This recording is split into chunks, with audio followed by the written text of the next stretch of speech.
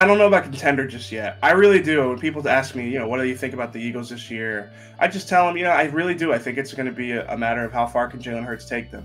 You're right. They've got enough. They've got a lot of talent on offense. They rebuilt the defense. We have to see what it looks like. We have to see, how the pieces all fit together and, just figure out what it's going to look like. But I do think that to be a true contender in this league, you need a quarterback that can beat the best guys in the playoffs. And Jalen Hurts flashed that sometimes last year, but honestly, they didn't really beat a lot of good teams last year, and they struggled in the playoffs.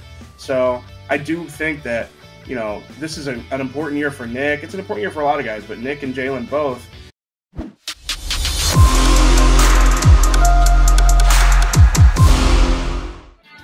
You've got your MAGA guys, McMullen and McDonald, hanging with you here on Birds 365. Go ahead and hit that like button. You got to help us out with our algorithm. No, well, EJ, how can you not hit that like button with EJ on the screen with us? You got to hit it. Yeah, what do the kids say? You got to smash that like button and smash it. Like that's what we get, EJ. EJ, smash that like button. Yeah. Like, share, and subscribe. Thanks, EJ. Appreciate it.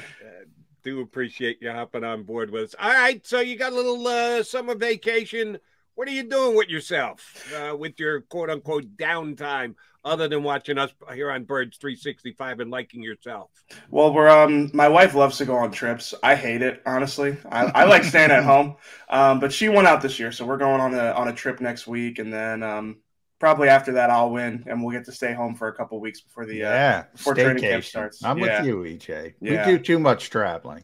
Yeah, EJ and I see each other in the airport too much. Yeah, I like my house. I like to stay here and relax. So it looks like a nice house, as a matter of fact. Good for you.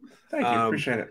All right. So when you're just spending some downtime and going through your Eagle stuff and what you've already written in 2022 and what you're expecting to do when summer camp opens up, what's the first story you're going to write?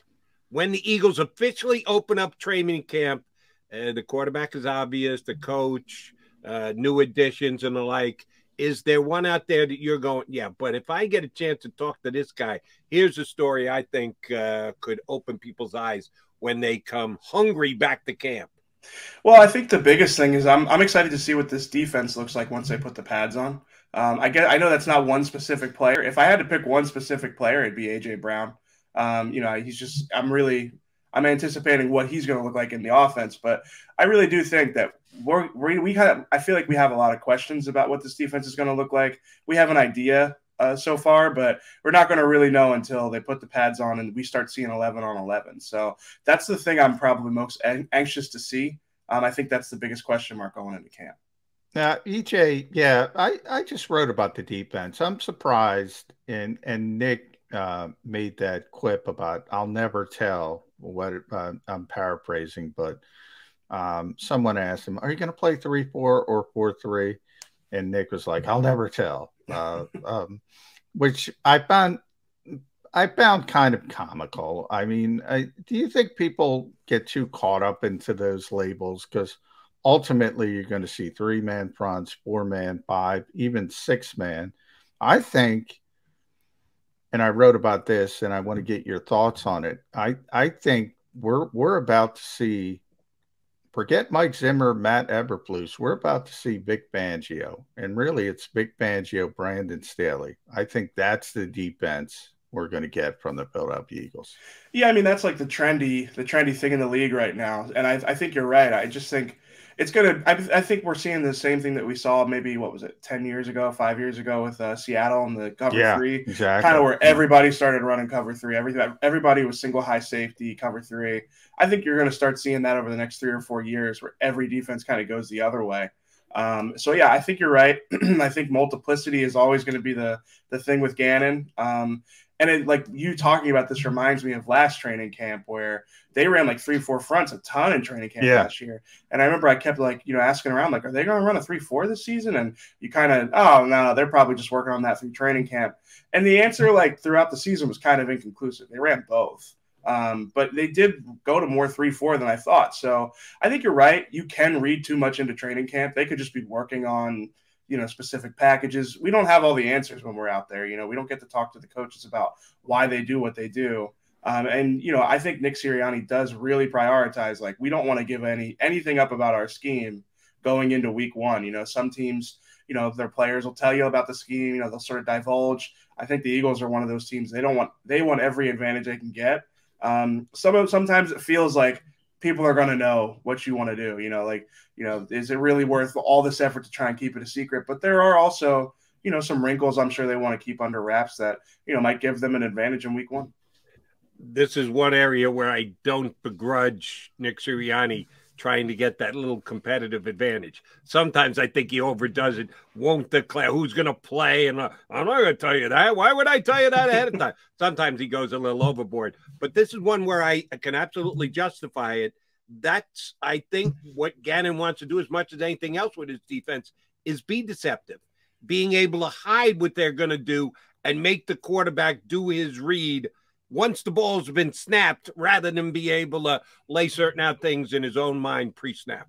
Yeah, that's a big difference on like what they were doing early in the season. I feel like one of the biggest indictments on the defense early last year was they're pretty predictable. They had a pretty sorry, I got a fly in here. They've been pretty predictable. They kind of ran everything out of a similar formation. I think this year they're definitely trying to prioritize, like, being able to run different things out of the same look and, disguise what they're doing a little bit more. So yeah, I definitely think that that's probably a priority for him this year. The safety situation makes it a little more difficult, I would imagine, like having a great athlete who can sort of get to different coverages, whether they're in the box or, over the top is definitely, it's a way to help disguise things. And that's probably the one spot where I don't know if they have the athletes to do that. But they definitely do, want to be able to run a lot of things out of the same formation. Well, let's talk about safety. EJ, Jody and I were discussing that a little bit before you came on the show. It is the one notable weakness on paper of this team, at least among the starters. If week one rolls around, I had to pin you down and say, are the Eagles safeties they have right now, is that going to be the group that shows up for week one, even after the cut to 53? Are they going to go outside the organization to add somebody at that particular position? Yeah, I mean, Chuck Clark, the Ravens safety, is the guy that a lot of people talk about. It makes sense. I mean, he's a good quality starter safety, nothing unbelievable, but he's a competent starter.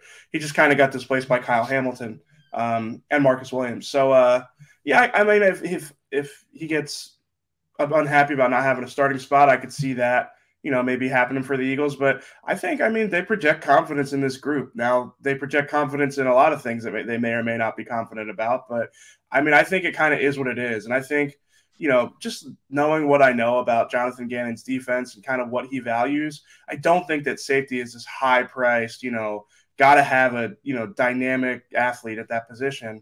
I don't think that he wants to invest a ton in that position. So I think, I think all things considered, if you had to have a weak spot somewhere, it might be, at safety, just because those guys are farther away from the ball. It's harder to affect the ball at that position. So I would say I'd say it's more likely than not that the guys they have are the guys they'll go into week one with. But I do think Chuck Clark is like that one guy that I've been, trying to keep an eye on. All right, this is probably an unfair question, but I'm going to go ahead and ask it of you anyway, EJ. Speculation on when we get to the end of the season and go looking back on the amount of times that guys are on the field. Linebacker position. We know most plays, Eagles are probably going to have two linebackers on the field.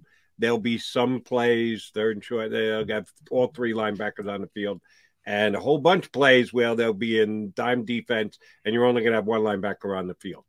Of the three guys who figure to do most of the linebacker play for the Eagles, Edwards, White, and Nakobe Dean, give me the percentage breakdown of snaps they play over the course of the year. That is a tough question. So I'm writing about linebackers. Well, it was unfair. I admitted ahead of time it was an unfair question. I'm not a nice guy. In case you haven't figured that out, EJ, I ask unfair questions. I think you're selling yourself a little short there. So I'm writing about linebackers tomorrow. So I do have linebackers on the brain. So if I had to go percentages, I do think that TJ Edwards is he offers a unique skill set in this group. And I think that, I think sometimes, obviously, he played pretty well last year and people started to come around on him. I think he sometimes gets like undersold because he doesn't have the highest ceiling. He's not the best coverage linebacker, but he's just a good football player. Like he's instinctual. And he's kind of gives them like that force that I think that Nick Sirianni really, really prioritizes, like violent players. So I think that you'll see a lot of him, especially on early downs. I could see Kaiser White or Nakobe Dean being that dime linebacker. And then, I heard you guys talk about this earlier, and this is what my story is going to be about tomorrow. It's Davion Taylor. I don't think you can count him out. The coaching staff seems high on him. He's been getting a lot of work in OTAs, and it's the type of thing where this guy's always had the athleticism. He played a lot last year, and you saw he made plays that no other guy on the field last year was able to make, or at least no other Eagles linebacker was able to make last year. Now, obviously, they've made a lot of additions at the position, but I still think that, Davion Taylor is in the mix here where he might be able to carve out a role for himself because he's got the physical traits to be a good coverage linebacker. So I know Kaiser White, people are optimistic about him, but he's a, veteran linebacker on a 1-year deal. I think that at some point toward the back end of the season, you could see Nakobe Dean or Davion Taylor kind of maybe overtake his snaps as they bring those guys along. But if I had to give you a percentage, I would say give me Edwards 50 or 60% of the snaps, mostly on early downs. Give me Kaiser White at 35. Give me Kaiser White at 50. And then I would say that Davion Taylor and Nakobe Dean will probably start off we're playing 25% of the snaps, and then one of them will probably separate themselves and get up to 50 by the end of the year. Yeah, it's interesting you bring up Davion, as you mentioned, EJ. Jody and I were talking about him. I'm sort of in the same camp you are. I think the Eagles like him a little bit more than most people realize because of those traits and that athleticism. And he was really physical. Normally you start you talk about Kaiser White and you say, "Wow, there's a pass coverage guy. He can stick to tight ends and former college safety," but you don't talk about that physicality. So to have somebody who can run but also thump, that's very unique, sort of in the modern NFL. So I do think just put an asterisk on Davion Taylor's name, and the injuries are part of it as well because he hasn't been able to stay healthy. Right. Yeah. But it's great. Isn't it great to talk about linebackers and we don't know because the Eagles have multiple options? Yeah. Unbelievable. Even last year during training camp, Gannon rotated his linebackers so much that it's I had no idea who was going to actually be playing by week 1. I don't know if he did either. I think he just kind of wanted to see what worked. So he was wrong about Eric Wilson. I love JG, but he was dead wrong. And I said day one on Jody will tell you. EJ, yeah. I said Eric Wilson can't play. I think John's line was, "I don't think Wilson can cover me." As a matter, it's more run support, actually, or tackle me. Yeah, you're right. I apologize. He certainly couldn't cover Tyreek Hill. I don't think he can bring me down. Yeah. Well, not a very good run support linebacker, but the Eagles have improved at linebacker to such a degree, and that's a bigger theme, and that's where I'll go next with you, EJ. This team's gotten better in multiple positions. You talked about A.J. Brown and his impact on this offense, and all of a sudden, Pro Football Focus is talking about this as a top 5 receiver group, and I did see that. They haven't had a 1,000-yard receiver since Jeremy Maclin. It's amazing. Mm-hmm. We know how good the offensive line, the defensive line, tremendously deep. We talked about linebackers, tight end with Dallas Goedert, corner. You got 3 really good starters. Maybe have some depth issues at those positions. Expectations seem to be ramping up for this Eagles team. Too high, too low about where they should be? Or do you think people are, I use this phrase all the time, skipping steps with the Eagles and going straight to contender? Yeah, I don't know about contender just yet. I really do. When people ask me, what do you think about the Eagles this year? I just tell them, I really do. I think it's going to be a matter of how far can Jalen Hurts take them. You're right. They've got a lot of talent on offense. They rebuilt the defense. We have to see what it looks like. We have to see, how the pieces all fit together and, just figure out what it's going to look like. But I do think that to be a true contender in this league, you need a quarterback that can beat the best guys in the playoffs. And Jalen Hurts flashed that sometimes last year, but honestly, they didn't really beat a lot of good teams last year, and they struggled in the playoffs. So I do think that, this is an important year for Nick. It's an important year for a lot of guys, but Nick and Jalen both, to me, it's like there's no excuses. You've got two top tier receivers. I think Devontae Smith's gonna have a really good year. You've got one of the best offensive lines in football. You have a pretty good running back rotation. Everything is there for Jalen Hurts to, take that next step.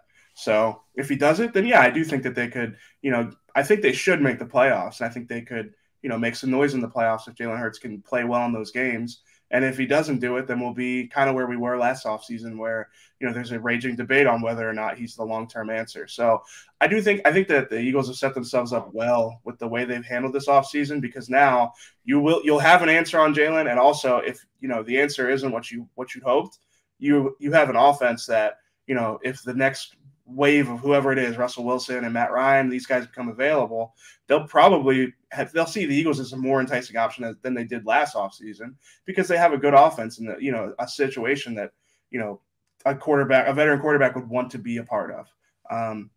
So yeah, I think the expectations really come down to what Hurts looks like this year. I don't like being the Debbie Downer guy or the glass half empty guy, but what I think it needs to be, I'm going to say it. Eagles were 24th in the National Football League in yards passing last year. Mm-hmm. And a big part of that was they made the decision to run the football more. You can't get passing yards if you're running the football. But they were 24th. And now you're going to put them in the top 5 in receiver groups going into this year? Which one is happening? A.J. Brown is catching for 1,600 yards, or Zach Pascal is going for 900. One of those two things have to happen if they're going to get into the top 5, EJ. Which one am I missing? No, I'm with you. When I saw that ranking, I was thinking, like, are they including Dallas Goedert in the equation here? Because if you put Goedert in there, maybe I can start to see it. But, yeah, I mean, I think top 1 and 2, you can find – it's hard to find a lot of teams that have a better 1-2 combination. And, again, this kind of depends on what you think of Devontae Smith. I personally think – rookie receivers usually take a couple years to figure it out. The fact that he was so good as a rookie, I think, is a good omen. And he's looked good in OTAs for whatever that's worth in 7-on-7s. I think he could take a leap this year. But still, I completely agree with you. I mean, it's the tight ends were included in the top receiver. Yeah. So yeah, they were. Okay. So that's that. Well, yeah, it makes sense to me. But I mean, 24th in the NFL in passing with tight ends last year. That's everyone included last year's stats too. So I mean, the receiving core, their the receiving core are talented. Yeah. I think that it was Jalen Hurts more than the receivers last year that kind of led to that, and just the again, like you said, the offense they ran. I think this year, with the amount of talent they have at those positions, it makes sense that they're up there. I still thought it was a little bit high, if I'm being honest. I always say, EJ, receivers by nature of and tight ends, I'm including, and Dallas is included, they need a vehicle to get them the football. It doesn't mean they're not good. One of the things we were talking about, Terry McLaurin wanting a new contract, and Jody knows I love Terry McLaurin. I think he's one of the most underrated receivers in football. One of the reasons why is because he has produced, no matter who the quarterback is, quarterback after quarterback after quarterback. It's really difficult to do that when you don't have the high volume guy. Like as good as Justin Jefferson is, and Eagles fans know because of the Jalen Reagor debate. Look at Kirk Cousins over the years, dating back to Washington. It's 4,000, 4,000, 4,000, 4,000. Yep. He's always a high volume thrower. If A.J. Brown and Devontae Smith and Dallas Goedert had that style of quarterback, I don't think people would be complaining about top 4. I think they are talent-wise. They should be discussed in that group. No, I'm completely with you on all that. I think Terry McLaurin is an underrated receiver. And I mean, A.J. Brown, that's the one thing that, a lot of people noted when the trade happened is he's sort of used to being in an offense that's centered around the run. Yeah. And, I think that Jalen Hurts and Ryan Tannehill are, similar in some ways as far as, caliber of quarterback. I think Tannehill's proven a little bit more recently. But, I do think that A.J. Brown's played in offenses like this and still produced. So I'm with you there, though, that, like, some of these guys are definitely benefiting from having consistent quarterback play in offenses that center around them. Even if they're not, Patrick Mahomes or Josh Allen, it's still, you're in a, Stephon Diggs had great numbers when he was in Minnesota. And then obviously, he goes to Buffalo. He's like the number one guy, and it kind of picks up a little bit. But yeah, no, I'm with you there that, those guys are talented. It's just like the offense that they're kind of working in is maybe limiting their stats a little bit more. Who held Terry McLaurin down more? Alex Smith, Taylor Heineke, Dwayne Haskins. Yeah, all of the above. I get your point, John, that he hasn't had that high-volume passer just yet. Yeah. All right, since we're talking about the competition in the division, the Commanders, Giants, new coach, new general manager, have turned their roster over pretty good. Not drastic, not complete takedown, but certainly in rebuild mode.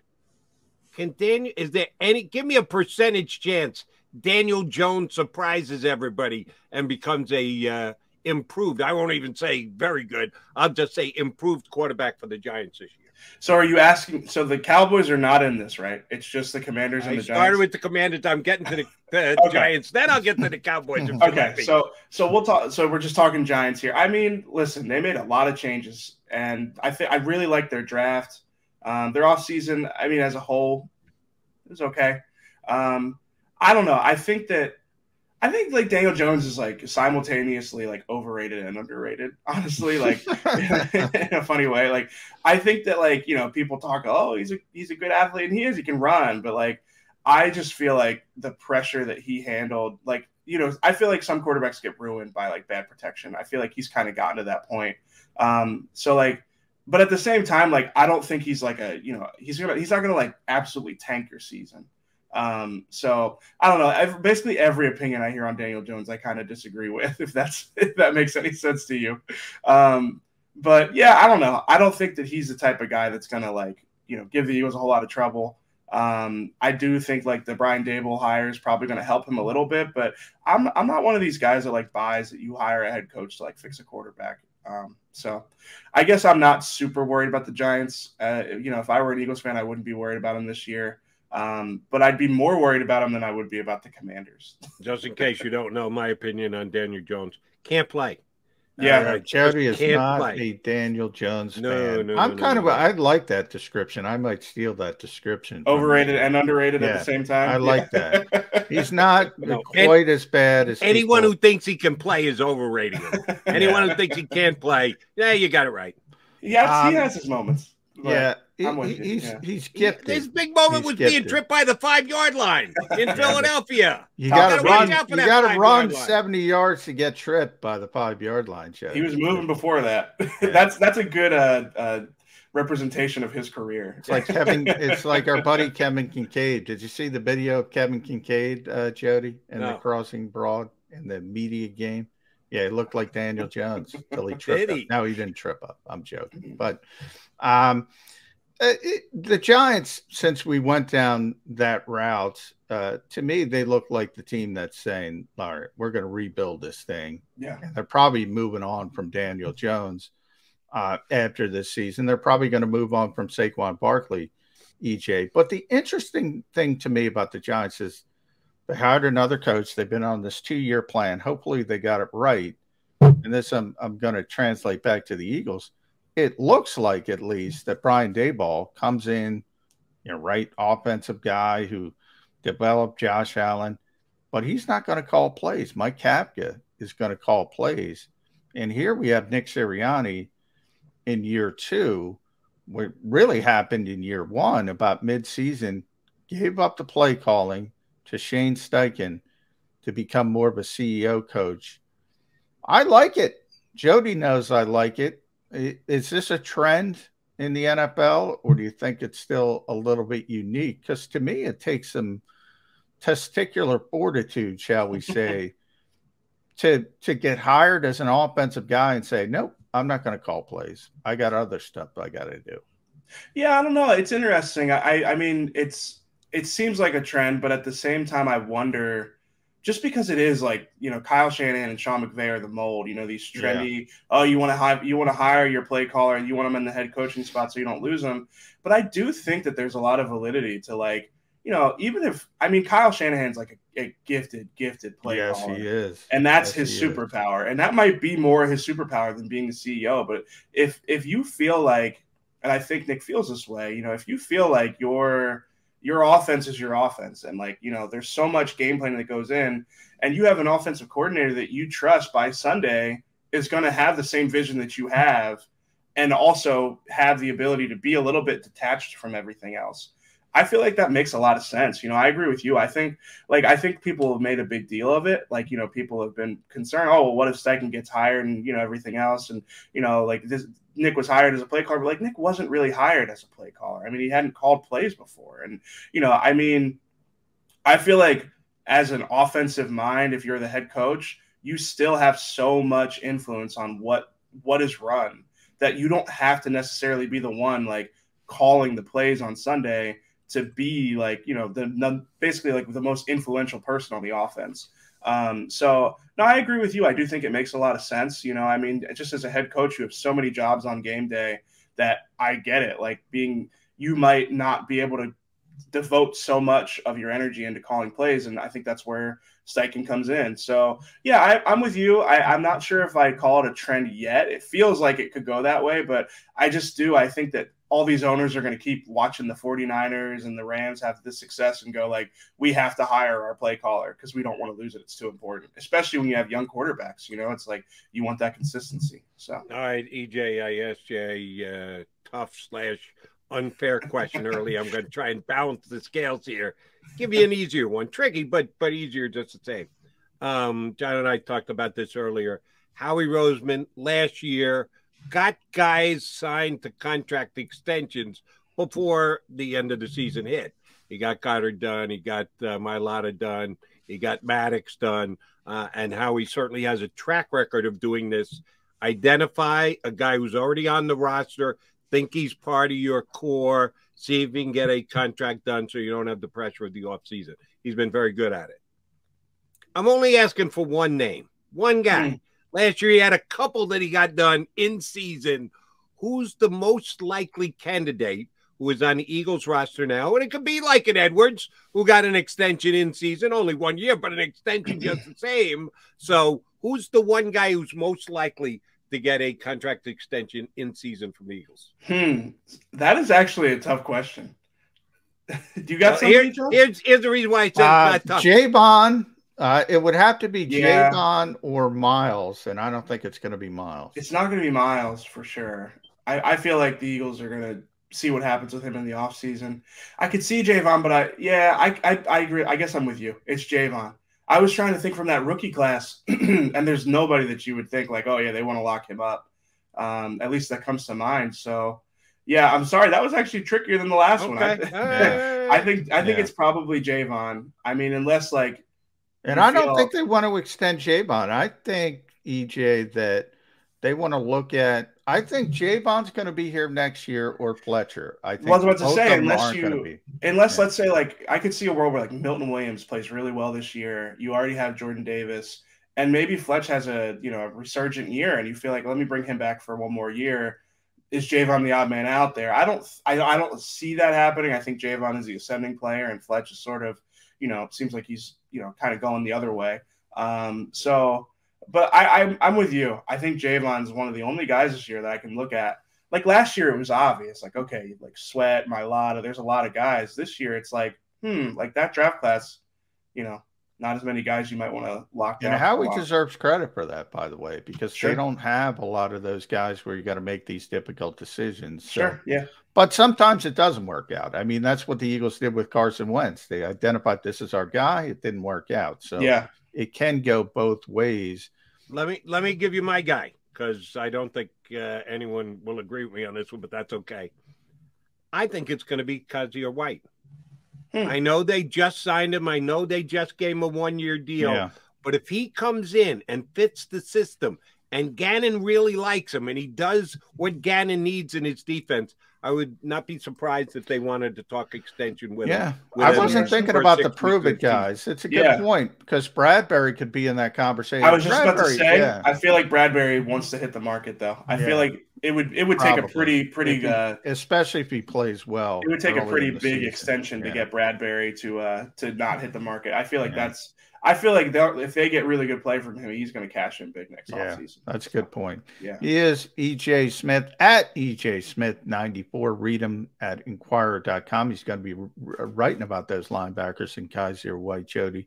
So check that out. I'm going to leave it here. I brought up Shane Steichen calling the plays. We know how close Jonathan Gannon was to being a head coach this offseason. What's just more likely to happen if the Eagles have a playoff season this time? Is Gannon getting the head coaching job or is Shane Steichen getting the head coaching job?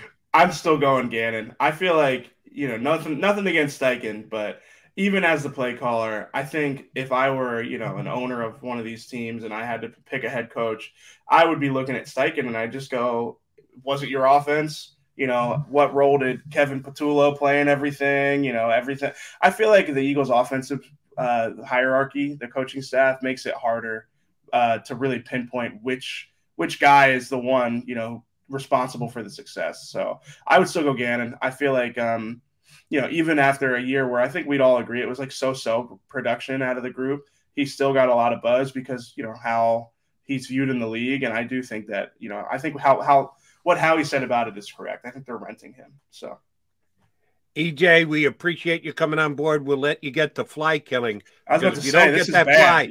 Fly, the wife is going to hustle you out onto the road before you actually want to go. She's not going to be hanging out with the flies. That's on you, buddy. So he's relentless. He's relentless. Maybe introduce Nick Sirianni to that fly. Maybe he could be helpful. I closed the door, so he's got nowhere to go either. So now I gotta. That's the first thing I'm doing when I get off with you guys. Get that fly swatter out and take care of that fly. EJ, great stuff. Thanks. All righty, guys. Thanks for having me. Thanks.